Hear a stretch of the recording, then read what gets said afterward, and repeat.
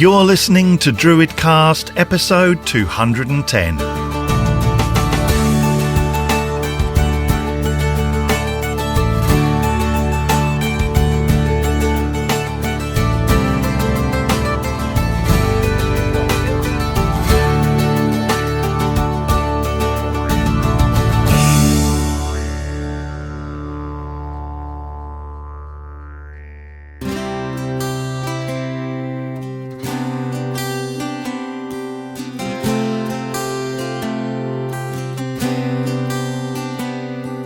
As I went out walking on the 12th night, past all of the houses beyond the street lights, to old apple trees, an orchard I knew. As a boy I might have scrumped there an apple or two. The full moon of winter shone down on the land.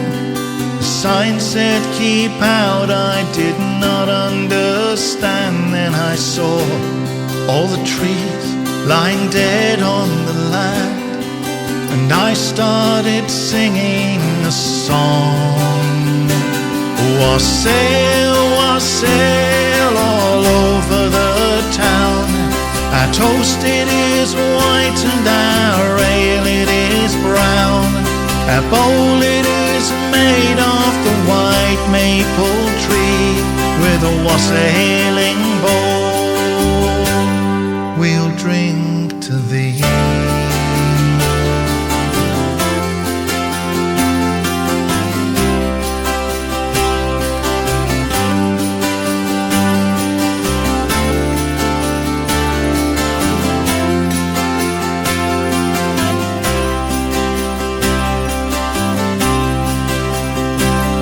I kicked over the sign, stepped into the field, saw the bricks and barbed wire, then the full moon revealed. Down by a hedgerow, what do I see? Standing defiant, the last apple tree. There's a circle of people, I don't know how. There's fresh fallen snow and they're standing there now, and I watch as they hang some toast on the bough, and they start singing a song. Wassail, wassail all over the town. Our toast it is white and our ale it is brown. Our bowl it is made of the white maple tree with a wassailing bowl. We'll drink to thee.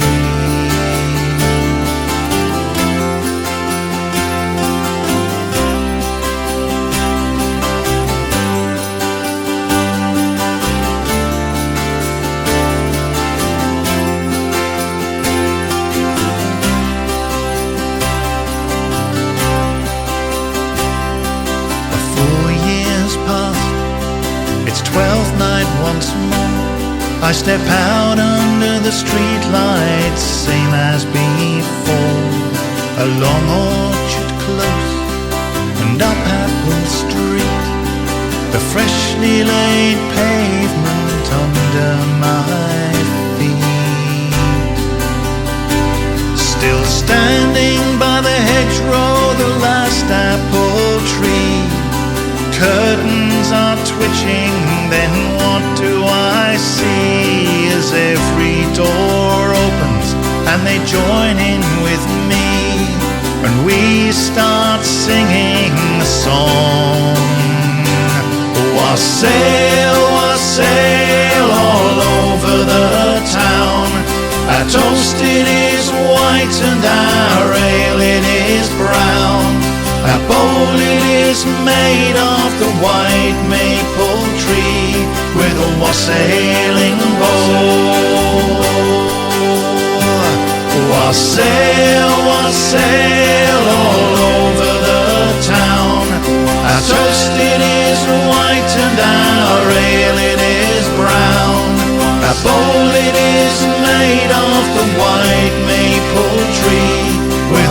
sailing boat. We'll drink to thee.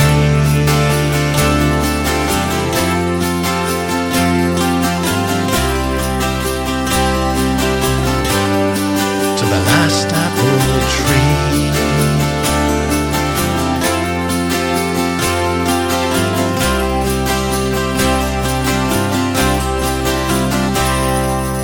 Hello, my friends, and welcome to DruidCast 210. I am your host, Dave the Bard, and DruidCast is brought to you on or around the 20th of the month by the Order of Bards, Ovates and Druids. If you want to find out more about the Order and our courses, you can do that at our website, which is at druidry.org. It is so good to be back with you after our traditional December break for another year of DruidCast podcasts. I hope you had a wonderful festive season and new year and looking forward to what 2025 will bring. The human world is doing its usual strangeness, but DruidCast is here to guide you away from all of that for about an hour to some entirely different but much more magical strangeness. The year kicks off here in England with the tradition of the wassail, starting off around the 6th of January and continuing right the way through the month. All over the country, orchards are being blessed by the wassail, and that's what the opening song of the show was all about. The Last Apple Tree is from my latest album, Raise the Flag of Green, and tells of an orchard I used to play in when I was a lad here in Sussex. It was right on the edge of a new housing development, and I know if I went back there now, those trees would be under even more houses. But I dreamed that just one apple tree escaped the chainsaw, still there on the edge of the Apple housing estate. And every year, if you have the sight, you can hear the ghosts and hear the voices of past wassailing the apple trees, asking for a good crop of apples for cider. Me and Kerry and some friends will be on our allotment soon doing the same. And if you want to find out more about my music, you can do that at my website, which is at paganmusic.co.uk. The talky bit this month was recorded at the Order's Winter Gathering held near Glastonbury last December, and the theme of the talks was magic and druidry. There were some fantastic talks, and I am so happy to bring you the first one this month, which was presented by Mara Starling, and her talk was titled Witchcraft and Druidry, Incompatible Pathways or Harmonious Pair. It was an absolute joy of a talk, and Mara is a wonderful and entertaining presenter, but I will give you this heads up that she does let the occasional F-bomb explode during this talk. So this episode has an explicit rating on Apple Podcasts. I have no idea what to do with that if your preferred podcatcher is Spotify, but you have been told. So put some earplugs into little Johnny's ears and come back with me to the Obod Winter Gathering along with about 300 other druids. Grab that cuppa and enjoy this month's talky bit. The talky bit. Hello, my name is Mara Starling. Some of you might have seen me making a little bit of a fool of myself on things like TikTok. I don't know if this is the target audience for TikTok, looking out at you right now. Oh yeah, some of you, absolutely. Over on TikTok, I like to do strange things like roll down hills, talking about how pigs are actually fairies, or I talk about how women used to curse people with their tits. So some of you who might have seen me there might have seen that side of me. And then also over on YouTube and in my books and such, I can be sometimes a little bit of a serious practitioner when need be, when the need arise, of course. And in that context, within those contexts of my work, I present myself predominantly as a witch, as a practicing witch, or the word that Emma used earlier, Suin Wraig. And we'll talk a little bit about what that word means later on in this talk. But it's the word witch that I tend to go with publicly. But don't tell the coven, I'm also a druid. Yeah. Don't tell my mother either. She can deal with the witchcraft. But the druids in the robes and the sandals, oh no, that's too far. So in this talk, I was hoping to focus a little bit on the differences and also the compatibilities that kind of arise between the two pathways of being a druid and a witch. So what does it mean to be both of these things, and where do things overlap? Where do things seem to tie together harmoniously? Because here's the strange thing, okay? I have come across occasionally in my time where I will tell somebody that I am both a druid and a witch, that I am an Owenydd of the Anglesey Druid order, that I do study under Obod and such. And then I also tell them that I practice witchcraft, and you kind of see the lips pursing. And people tend to go, how does that work then? How do you do both of those? And I'm looking out at you right now in front of me, and I'm sure all of you are going very fucking easily. Sorry. Oh. Right. Thank you. I'm going to do a little disclaimer, because as you just saw, I have a mouth that tends to say things that I probably shouldn't in professional settings, but I do come from a locale where the C word, that C word, is used as a term of endearment. So things do just fall out occasionally. So if you're offended by that, the exits are located to the back of you, to the side of you, and there's probably some here too. Thank you.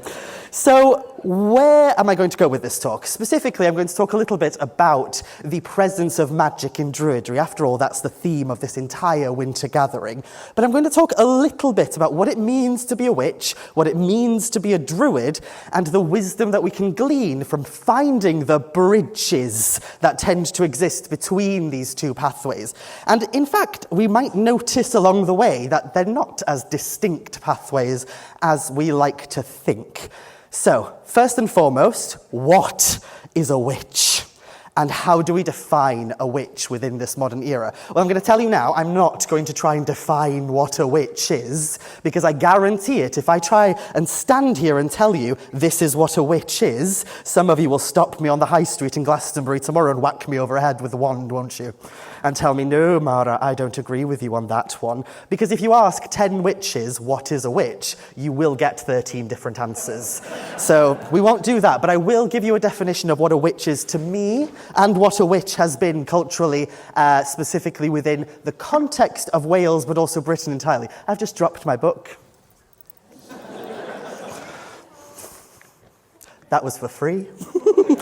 So, what is a witch exactly? Well, the first thing I want to talk about specifically when it comes to what being a witch means to me, but also what a witch is within a folkloric context, both in this landscape, but also where I come from in Wales and such. And there is a difference, and we'll talk about that in a moment. But one of the core things about being a witch throughout all of history has always been the focus on transgression. So a witch is somebody who rubs against the grain of society. And that can be sometimes a little difficult for a lot of modern pagans to accept, because we want to be seen as a little bit accepted, don't we? We want people to not judge us, not ridicule us, not hate us, not persecute us for believing and doing what we do. But despite all that, historically speaking, the witch has always been a transgressive force that has rubbed against the status quo, that has made people question what normal is and whether it even exists at all. And standing up here in front of you as a very blatantly queer person, as somebody who is very blatantly proud of my Welshness and my weirdness, as I'm sure many of you are, I identify a lot with that idea of transgression and the transgressive nature of the witch, how they tend to exist on the boundaries of society, and yet they've always been needed. It's not a case of that they are scary, monstrous things that need to be kept away from society. That has happened, but there seems to always be a need for that as well, because throughout all of history, when people thought that somebody who lived down the road was was a witch, they would be terrified of her until suddenly there was a dead body in the middle of the street convulsing in front of them, and they needed that witch to come and deal with the other, which they could not deal with. So one of the main components of witchcraft within both a historical context and that carries through into the modern day is this focus on transgression, and keep that in mind. The next thing that I would personally talk about for myself is the idea of empowerment. Witchcraft has long been a path of empowerment for those who have been seen by society and by culture as something inherently wrong. When you have no other avenue to go down, when you have no other way of raising your voice and finding power in this world, what better way than getting stark bloody naked in the middle of the woods and dancing around a bonfire, chanting the name of the person who you hate, and just getting it out of your system. So there is something deeply empowering about witchcraft as well, especially in its modern guise. And that's why when you tend to go to a gathering like this that's filled with people who identify as witches and druids and magicians and such, you tend to find the weirdos and the lunatics, and we love each other, don't we? Is that too sappy? A little bit. Oh my gosh. So those are two of the primary things that I tend to utilize to kind of disclose what I personally define a witch as. They are creatures of transgression. They don't always exist within what is socially acceptable and the conformity of society in general, but also they are creatures of empowerment. They don't give a toss what the standard people think of them. They are living in their own reality, and they love it. They absolutely love it. But the main thing, when somebody asks me, Mara, can you describe to me what witchcraft is? If you were to use one word, what's the one word that defines witchcraft to you? And the word that I tend to use is relationship. That is the most important word, I think, when it comes to witchcraft and magic, both in a historical and a modern context, relationship.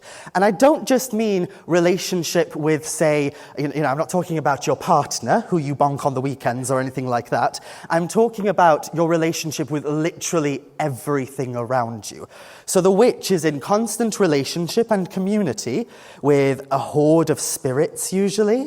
They are in relationship and community with the natural world around them. They don't see the trees outside of their home or the plants any different than their neighbors who live next door. They are alive, they are inspirited, they have a personality, and they are in relationship with them. So we have spirits, we have the natural world, we have the stones, the rocks, the trees.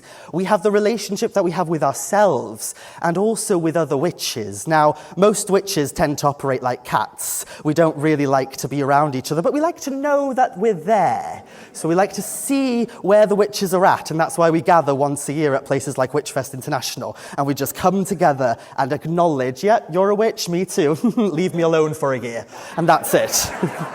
So we like to be in relationship with very many different things, but also with the community, and that's something that's often seen as odd, because though they are transgressive forces who rub against the grain of society, people needed them still. So when we look into history, especially looking at the history that we have in Wales when it comes to witchcraft, and we have a bloody odd history when it comes to witchcraft in Wales. So if we were to talk about witchcraft and magic within a specifically Welsh context, I have to acknowledge first and foremost that we had a very different understanding and perception of witchcraft in Cymru, in Wales, than what they had here in England. And the best way to illustrate that is to talk about the witch trials. Just quickly, we won't bore you to death with the history for too long, but the perfect way to illustrate it is to look at the numbers. So when we look at the numbers as to the amount of people that were targeted during the witch trials in England versus in Wales, it paints us a picture that instantly shows us the Welsh are bloody weird. Something odd is going on here. I'm allowed to say the Welsh are weird because I am one, so don't cancel me. But the Welsh are weird. So looking over at England, we had upwards of, I think the numbers nowadays that academics tend to talk about is that upwards of 2,000 people taken to court on accusations of witchcraft and magic. And of that 2,000, around 500 people were persecuted in England. And then we cross the border, remembering there's no water that divides England and Wales. There's nothing like that. It's just a cultural shift. And suddenly those numbers drop drastically. That 2,000 amount of people who were taken to court on accusations of witchcraft in England suddenly becomes 46, around that much. And of that 40-odd people that were taken to court on accusations of witchcraft, only approximately 5 were actually found guilty or made to pay any penance or eventually executed and killed. And you look at those numbers and you think, what were the Welsh getting up to? Now, one theory is that we were just too preoccupied with our sheep. So I shouldn't play into that stereotype, but it's true. Our sheep and our cheese. So our sheep and cheese. So around the same period, there was a huge spike in persecutions of thieves as well. So it might just be that Glenys down the street was too busy making sure that people weren't stealing her camembert and her sheep that she didn't give a toss if you were a bloody witch, so long as you were leaving her cheese alone. Another theory that I love, which tends to coincide with some of the things I like to write, is that we didn't have as many witch trials because, well, fairies, of course. I like to consort with fairies. There's about 5 up there. Hi! That I love to make friends with. Oh my God. So yes, it might just be that we were in so much of a relationship with the idea of fairies, our fairy belief was so strong, that if you were to wake up in the morning and suddenly notice that all of your sheep has fallen dead, rather than going, oh, it was her down the road, she cursed me, you'd instead go, I've offended the fairies. Have you ever offended a fairy? You wouldn't want to. Not at all. If you've ever offended Christopher Hughes up there, you'll know. You don't want to do that. So essentially, there are many theories as to why exactly we tended to have a very different relationship with witchcraft in Wales. But the core idea that people tend to revert back to eventually is that we just did not have a conception of the witch in the same way that England did. So even in those small amount of court cases where people were taken on accusations of witchcraft in front of the judge and put on trial, you rarely ever see a lot of the usual kind of folkloric motifs that pop up to do with witchcraft. Very rarely does the devil show up. He tends to be a minor character in Wales. Fairies show up much more prominently, and people usually tend to agree that, yes, they are working with fairies because that's what everyone did back then. So there tends to be this entirely different idea of what a witch is. And the best way to illustrate that fact is that we didn't even have a word for witch. Not really. So if you were to go up to a Welsh person on the street and you were to ask them, what is a witch in Welsh? If they know nothing, absolutely nothing about witchcraft and magic, the answer they will tell you is gwrach. Gwrach. And gwrach is an awful word. It's really hard to say it without making a really funny face. And have you ever heard a Welsh person after they've stepped in dog shit or anything like that? So after they step in dog poo or anything like that, they tend to go, ach a fi, or ach a fi. And that sound, that ach, is in the word for witch that we tend to see in Welsh dictionaries today. So the word for witch, gwrach, and that's exactly what it denotes, something disgusting. So when we look back into the etymology of the word gwrach, we find it doesn't mean witch at all. The oldest etymological root of that word seems to show that it just showcases something that is inherently disgusting. So if you were to walk out in the street and see an ugly toad, you'd go, ugh, gwrach o beth, that's a gwrach of a thing. Or if you stepped in some slimy, horrible crap, you'd say, ugh, dwi 'di sefyll fewn ryw gwrach o beth. I've stepped in something hideous and horrid. But when the word became commonly used then throughout different societies and communities in Wales, we then see it develop into a word that denotes an illness. So we say people catch the gwrach, they catch the illness, and it's a type of disease that seems to wear you down. And then it became a term that was used to disparage any woman who didn't fit into the cultural idea of beauty. So if you happened to walk with a limp, or you had a bit of a hunchback, or you looked like me, you'd be called a gwrach because because you looked a bit haggard and gross to people. So it was then used as a slur, essentially, used predominantly against women, and from there, eventually, it became mixed up with the idea of the Halloween witch, the Halloween image, like Elphaba. Has anybody watched Wicked? Right, good. Did you enjoy it? Yeah, I did too. It was very good, wasn't it? Oh my gosh. So yes, like the wicked Elphaba witch, that's the type of witch that Welsh people tend to think of when they see the word gwrach.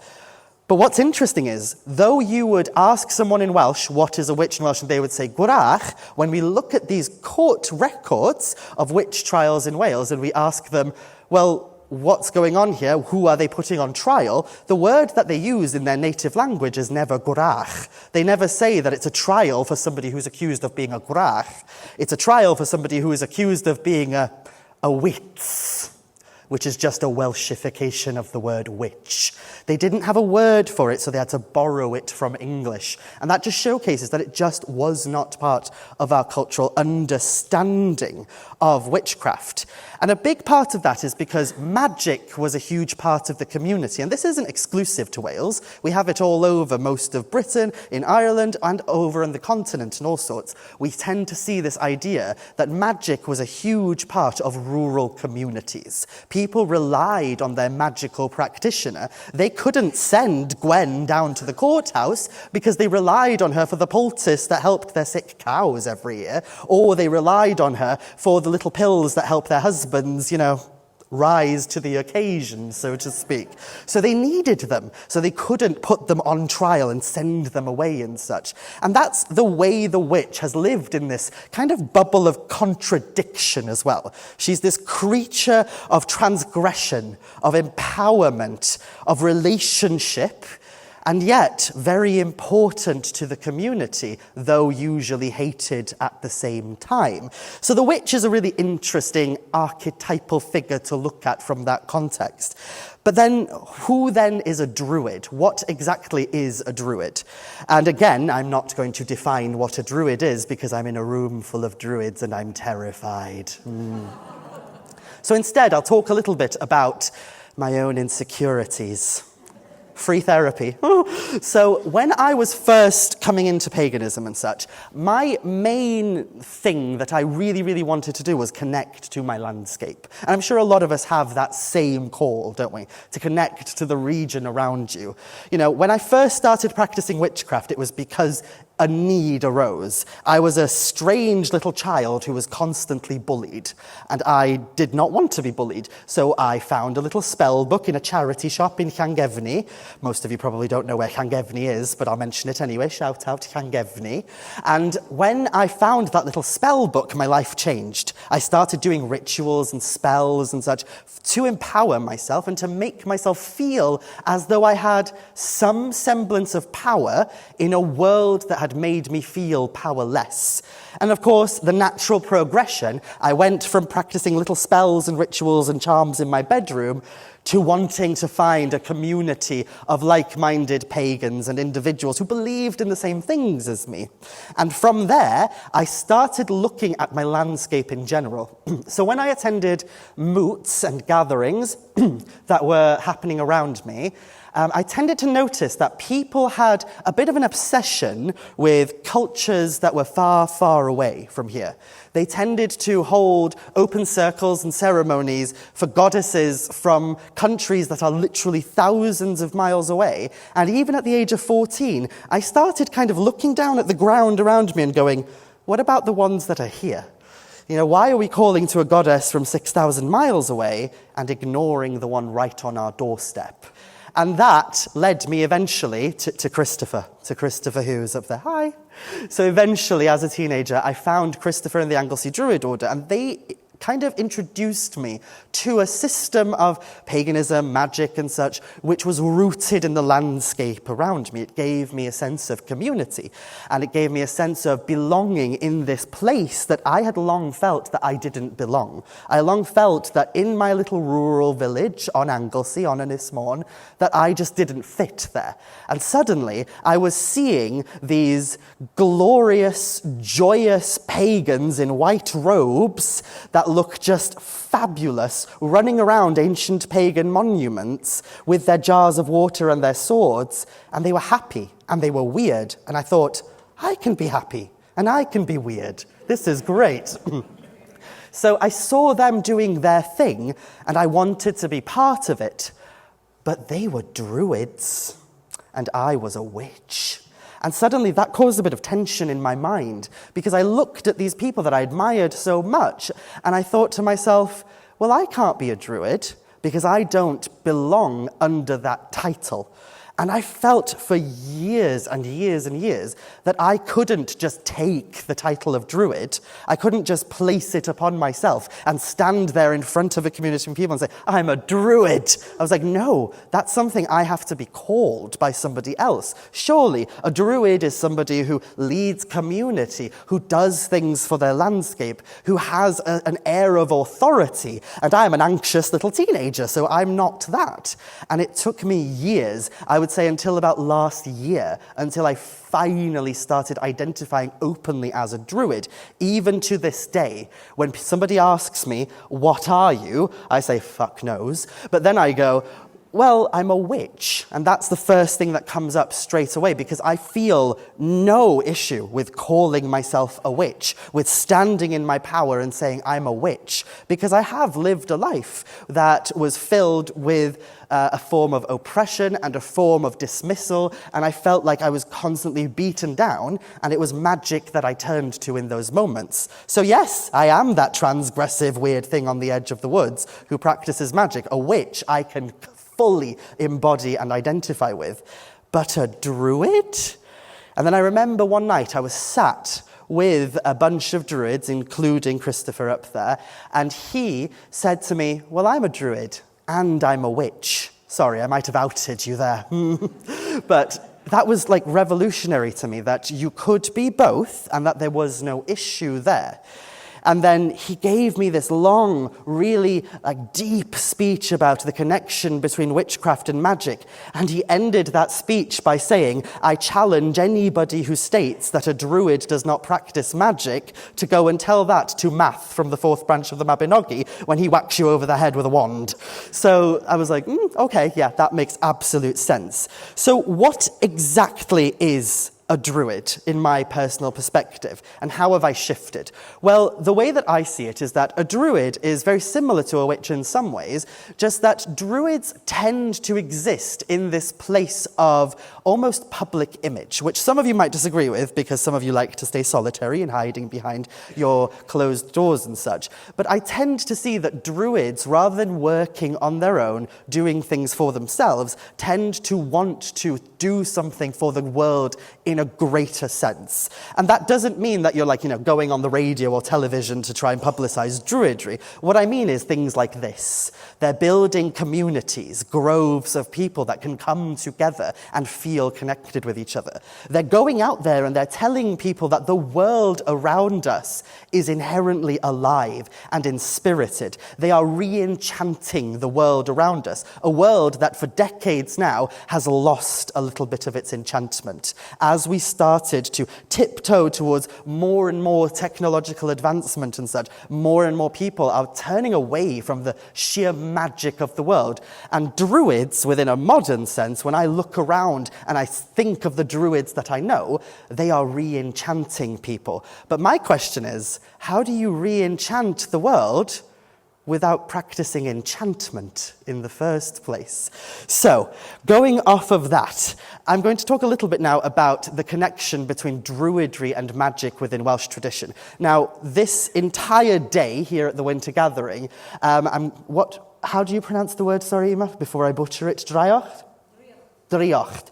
Driocht is a word that denotes druidry, but also magic. And we don't really have a word like that, except we do in the Welsh language. So the word for druid in Welsh is derwydd. And if you've read any books, you'll know that derwydd has an association with the oak tree and with wisdom. So the way the word druid in both English and in Welsh is usually translated is that it translates to mean they who are following the wisdom wisdom of the oak, they who are oak wise. And that's just beautiful, and I always cream myself a little when I hear that. Oh, I love it. The oak wise, that's what we are. So the oak wise, that we have something similar in Welsh to denote magic. So remember earlier I was talking about how we didn't really have a word during the witch trials, so we had to borrow one from English to denote a witch. We took the word witch and we just Welshified it and went wits, and that was just, that'll do for us while we're doing these trials. Well, just because we didn't have a word to denote this very anglicized idea of the malefic witch practicing magic against their community doesn't necessarily mean that we didn't have a word for those who practice magic. And in fact, we have bloody millions of words for people who practice magic in our culture, which tells you a little bit about our culture, doesn't it? So the word that I tend to use for myself is swin wraig, and isn't that sexier than gwrach? Oh, so much better. Swin wraig. You can just imagine someone doing it on a very nice advert with some chocolate melting on the screen, can't you? Swin wraig. So that's why I call myself that, because I just love it. And it's a word that exists in a kind of triplistic form. So you have swin wraig, which is a woman who practices magic. You have swin ŵr, which is a man who practices magic. And then we also have a third one, swin idd, a thing that practices magic. But it's gender neutral, and I love it for that reason. Very inclusive of the Welsh language there. And the terms swynydd, swin wraig, and swin ŵr, they kind of describe somebody who practices a native form of magic, which we call swin gyfaredd, another very sexy word, swin gyfaredd. And I love swin gyfaredd, and that is what I usually tell people that I practice. I practice swin gyfaredd, and I'm a swin wraig or a swynydd. And that word, swin gyfaredd, is composed of two words, swin and cyfaredd. Swin just means charm or enchantment, and cyfaredd is a really interesting word because it can just mean something like knowledge or wisdom, but it can also mean medicine. So it essentially translates to they who practice a magical form of medicine, or they who are learned in the ways of enchantment. And I love that. But when you go back into our earliest literature, into our earliest mythologies, we tend to see different words being used for practitioners of magic. And the word that tends to be used is gwyddan or gwyddon. So gwyddan is a word that's usually used to denote a witch. And then gwyddon is a word that's used to denote a type of magical practitioner, or alternatively, somebody who practices a natural science. So these things kind of correlate with each other. And the word gwydd, which some of you, if you've read the Mabinogi and such, you've seen the word gwydd in things like Gwydion. Gwydion has gwydd at the beginning of his name. You've seen it in things like, you might have known the Welsh word for mistletoe, which is on the floor. The mistletoe in Welsh is called uchelwydd, and that wydd is there at the end. Now, gwydd is a really interesting word, gwydd. And gwydd can be translated to mean knowledge or wisdom, but it is specifically rooted in this idea of trees and the natural world. So a druid is somebody who is oak wise, so essentially wise like the trees. And a gwyddan or a gwyddon, a witch or a magician, is somebody who has the wisdom of the natural world or the wisdom of the trees within them. And instantly there we see a connection. There's a connection between this idea of what a druid can be, somebody who is wise like the trees, like the oak, and the idea of this magical practitioner who draws their power and their wisdom and their knowledge from the trees, from the world around us. So that was something that I kind of blew my mind over when I first realized it, that the word for witch or magical practitioner and the word for druid in Welsh basically mean the same bloody thing. So they're all singing from the same hymn sheet, they're just doing it a little differently. And the moment I realized that, all of my issues with calling myself a druid just vanished. because I realized that I could live in accordance with the wisdom of the trees, and so long as I aim to do that throughout my life, then I can be both a witch and a druid. So, wisdom from the ground up. What does that mean? So I would hazard a guess that looking out at this room of beautiful people in front of me, that most of you, if not like a high percentage of you at the very least, probably identify as animists. Am I right in saying that? Give me some nods. Yes. So most of you would identify as an animist, and that is somebody who has a worldview which essentially states that the world around us is inherently alive, that every rock, every tree, every creature has a life, has a spirit, has a name. Going into Pocahontas songs now, I shouldn't do that. Bloody hell. So essentially, most of you would believe that we are not the only people that live on this planet, are we? There are people around us constantly, but that not all of those people are human. Some of those people are trees and rocks and streams and mountains and such, and we acknowledge that these beautiful beings around us are inherently alive. And to me, that just screams the idea of living oak-wise and living in accordance with the wisdom of the trees, acknowledging that the world around us is inherently alive just as we are, and that we are in relationship with that world in the same exact way that we're in relationship with our family, with our friends, with our neighbors who are human. We have family, friends, and neighbors who are also not human, and they are constantly around us and constantly with us. We're constantly listening to the whispers of the wind and to the secrets of the seashells and the waves and the trees and the plants around us constantly.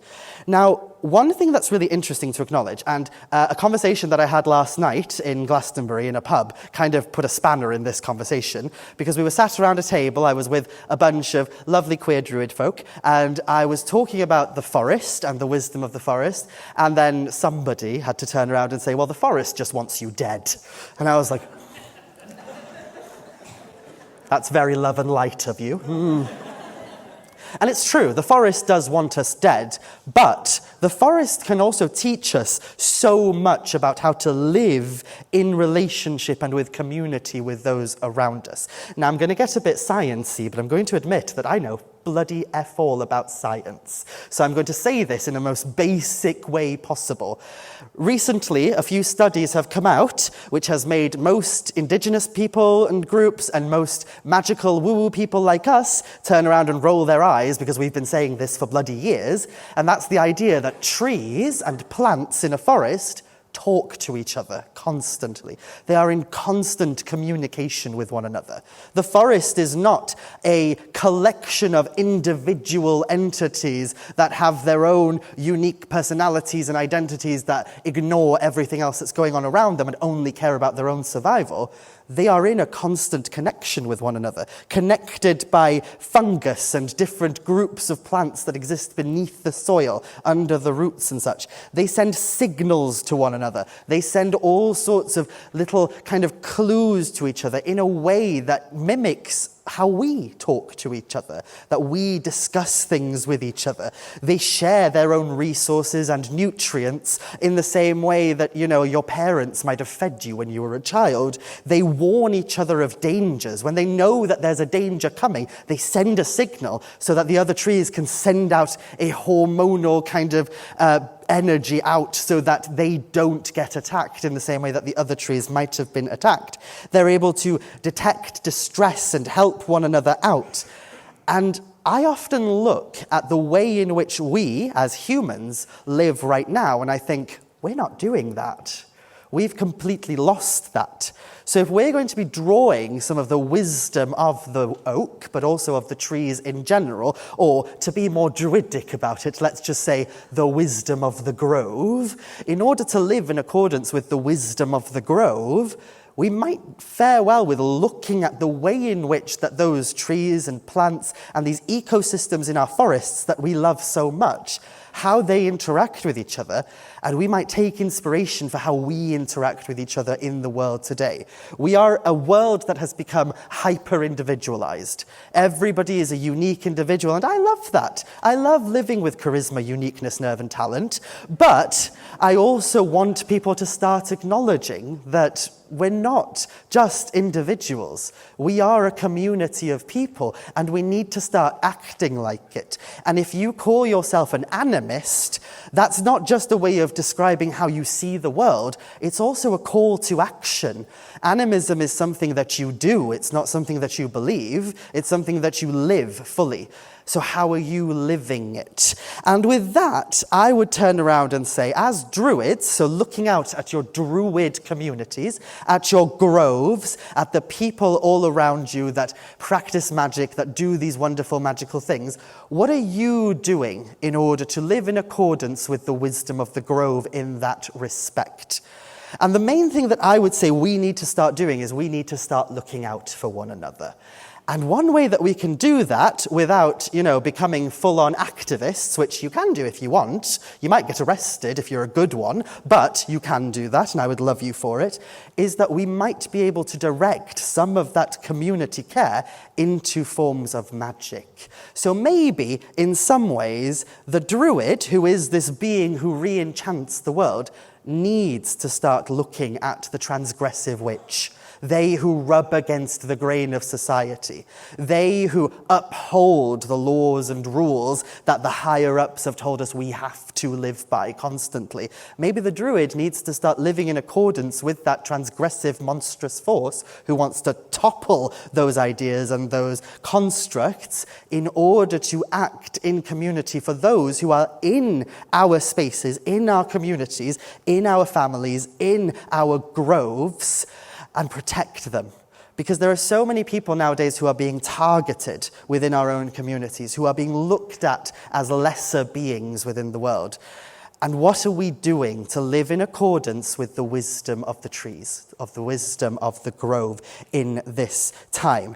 Now, when we look at the history of Druidry in general, if we're to go as far back as possible, I might offend a few people by saying this now, but when we look at some of the historical sources for Druids, the Druids weren't a bunch of people sat in a room talking about philosophy and psychology.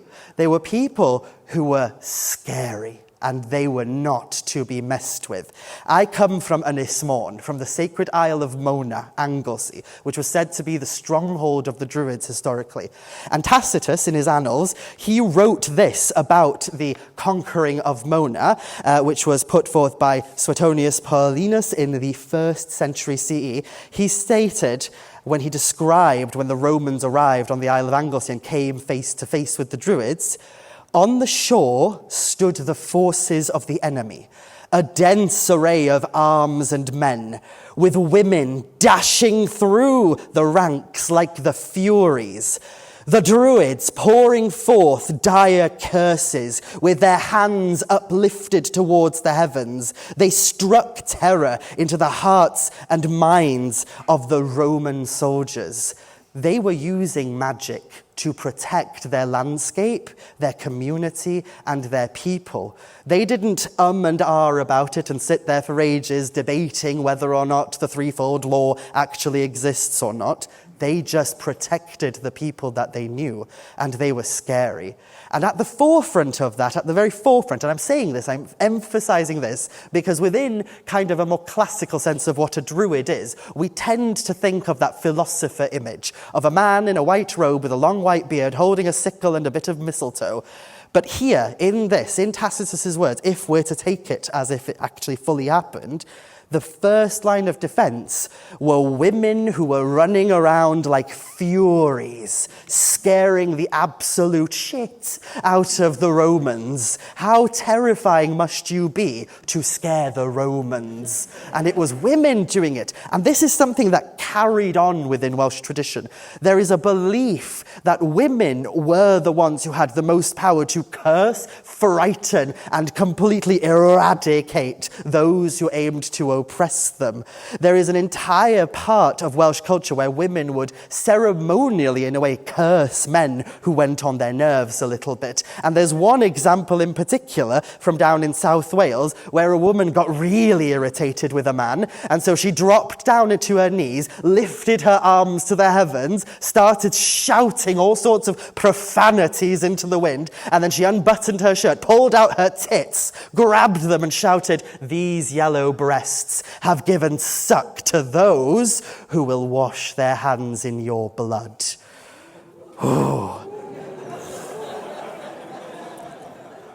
And she did all that just to protect her child, just to protect someone she cared about. So what are we doing to live in accordance with the wisdom of the Grove, to protect those we care about? Are you willing to use your magic to protect those within your grove? Are you willing to bear all, so to speak, and get your tits out and curse the patriarchy in order to live in accordance with the wisdom of the Grove? And just to finish this off, all I'm going to say is nobody could deny the connection between Druidry and witchcraft, because on both of these signs next to me here, there is a symbol, the three rays. And what do we associate that symbol with? Awen. And who is the mother of Awen? Ceridwen. And do you know what Ceridwen is? A bloody witch. So if...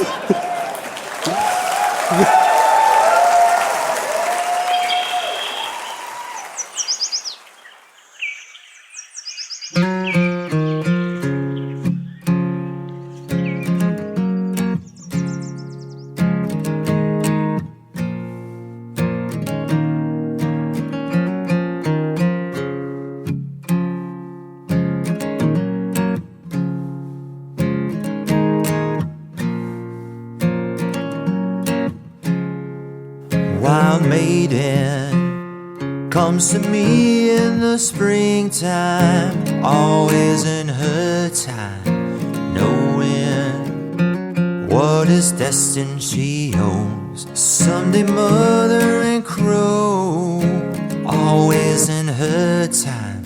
Wild maiden, wild in the spring. All that she prays, always known what's inside her grows, springs from the flow. Wild maiden comes to me in the springtime, always in her time, knowing what is destined she owns. Someday mother and grown, always in her time. Wild maiden, balance of things in her time. While knowing when autumn is in the air, she will rise, find a place to prepare.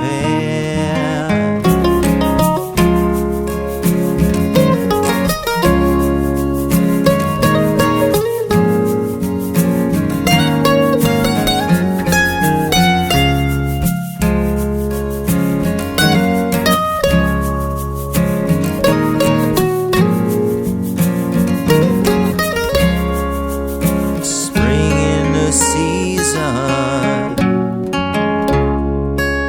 Spring water that breaks from freezing.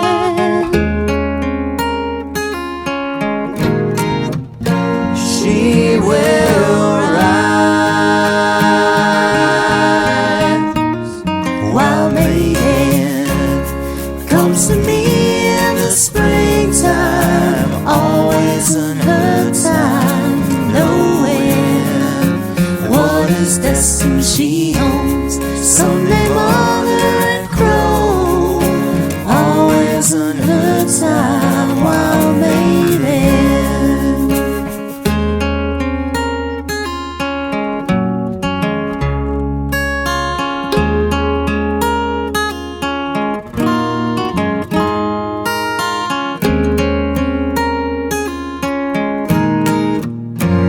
she will rise.